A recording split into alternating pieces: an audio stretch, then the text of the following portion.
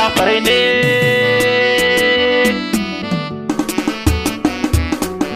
Ni mi zan yi in ban gode ba ga wanda suke nunan kauna, san ku yana raina, hidimar ku ba zan daina ba. A kun nunan kauna wadda ba ta roko sisina, da mi zan saka ne Jafar ne in ba waƙar ba. Farko zan sa Allah wanda ya kago raihuna, masanin farko karshe ya rabu shi ya kage halitta na. Tallaka salatin ka ga annabu wanda muke kauna, shi ya zo da nubuwar ka a risala, annabu ne babba.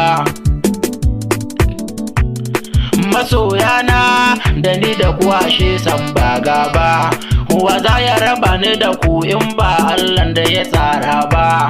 Jafar bana gaba amma fa akan ku ina shela, kar a taɓa mun ku ne kuka zamcin kahuna.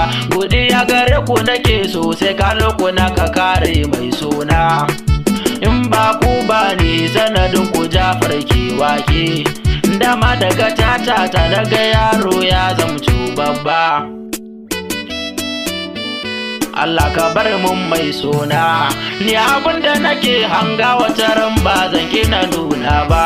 Na ci dubu ni sai ceto rabu na sa gaba na kai kauce, rago baya suna a cikin maza ban nuna ba. Sako daga Jafar ne na sadaukar ne gun mai suna, maki na gode ma da mahasadan da suke kina. Aikin da kenan ne kwa yanzu gashi ina ta gaba, na ce gashi ina ta gaba.